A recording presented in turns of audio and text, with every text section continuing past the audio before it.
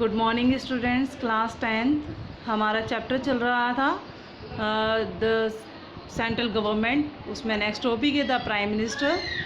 Article 74 of the constitution of India has the provision for the post of prime minister.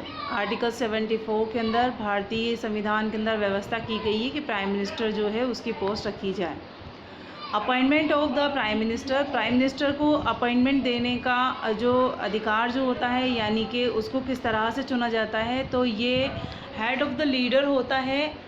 इसको चुनने का जो अधिकार होता है वो जनता को होता है। इट मीन्स जब प्राइम मिनिस्टर चुना जाता है तो जनता ही इसे चुनती है। इसके इलेक्शंस जो होते हैं वो डायरेक्ट होते हैं और इसके अंदर ये तय किया जाता है कि जो पार्टी मेंबर्स हैं वो ये तय करते हैं कि जिस पार्टी का जो नेता, यानी कि जिसको प्राइम मिनिस्टर बनाना होगा, वो कौन होना चाहिए, तो वो सब पार्टी मेंबर डिसाइड करते हैं। इनका इलेक्शंस जो होता है वो सब जो है डायरेक्ट तरीके से होता है, लोग इसको चुनते हैं और प्रेसिडेंट जो होता है वो उस पार्टी के लीडर को अपॉइंट करता है जो कि लोकसभा चुनाव के अंदर मेजॉरिटी के साथ आती है, तो उसी को प्राइम मिनिस्टर बना दिया जाता है। अब इसके बाद है the principal rock of the arch shaped building of the constitution and first point formation of council of minister.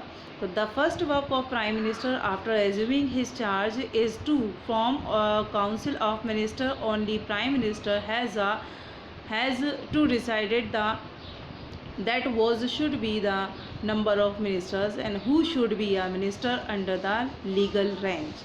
तो सबसे पहला जो काम होता है प्राइम मिनिस्टर का अपनी पोस्ट पर आने के बाद वो ये होता है कि वह मिनिस्टर्स को चुनता है, यानी कि मिनिस्टर्स को चुनने का जो अधिकार होता है वो किसका होता है, प्राइम मिनिस्टर होता है। तो काउंसिल ऑफ मिनिस्टर चुनने का भी अधिकार जो होता है वो प्राइम मिनिस्टर के पास मौजूद होता है।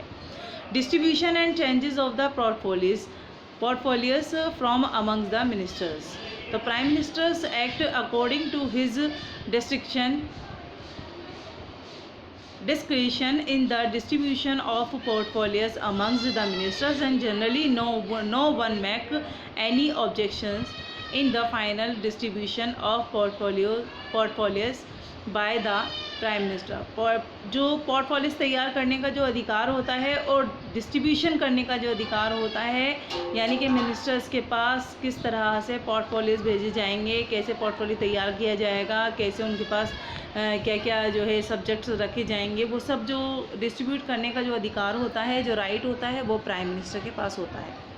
एडमिनिस्ट्रेशन ऑफ द कैबिनेट की जो कैबिनेट के चलाने का जो एडमिनिस्ट्रेशन का जो काम होता है, प्रशासन का जो काम होता है, वो सब किसके पास होता है, प्राइम मिनिस्टर के पास होता है। तो वह क्या करता है, prime ministers superintendent all the proceeding and chairmanship of the meeting of the cabinet की मीटिंग बुलाना और प्रोसीडिंग करने का जो अधिकार होता है वो प्राइम मिनिस्टर का होता है। Subject including in the agenda by the prime minister are discussed only in the cabinet meeting. और जितने भी जो है सब्जेक्ट्स रखे जाएंगे, कौन कौन से एजेंडाज तैयार किए जाएंगे, वो सब डिस्कस करने का जो अधिकार होता है वो सब प्राइम मिनिस्टर के पास होता है।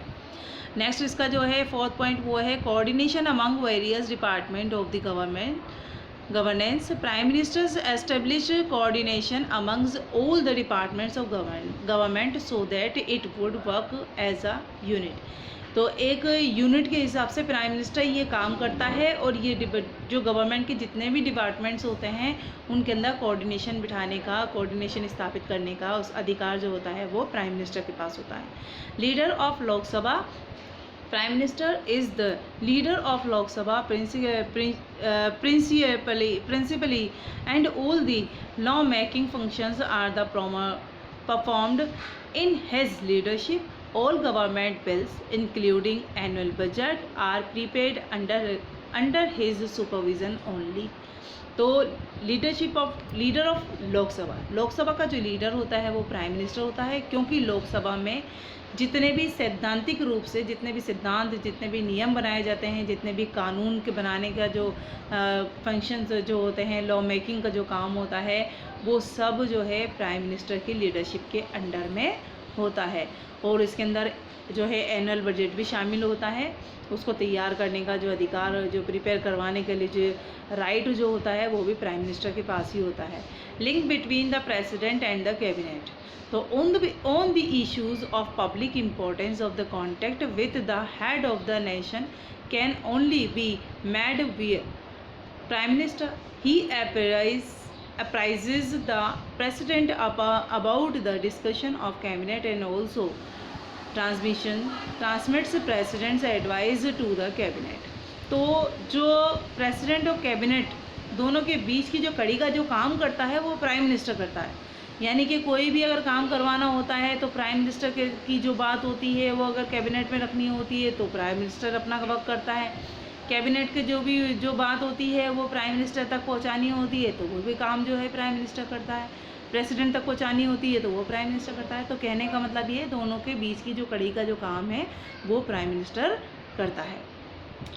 Bestowing various posts, the power of appointment high-ranked official given by the Constitution to the President is practically exercised by the Prime Minister, because the President exercises this power with the only advice of Prime Minister and not on his self discretion।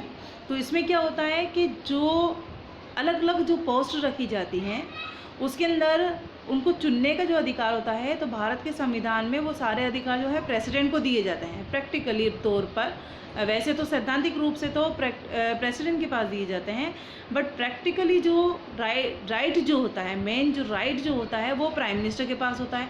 अगर president को अगर कोई post पर रखना है तो उसके लिए उसको प्राइम मिनिस्टर की एडवाइस लेना ज़रूरी होती है।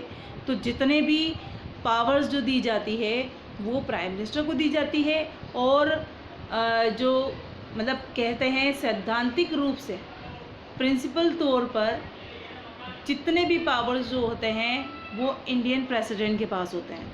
बट प्रैक्टिकली अगर देखा जाए तो सारे पावर्स जो होते हैं वो किसके पास होते हैं? प्राइम मिनिस्टर के पास होते हैं।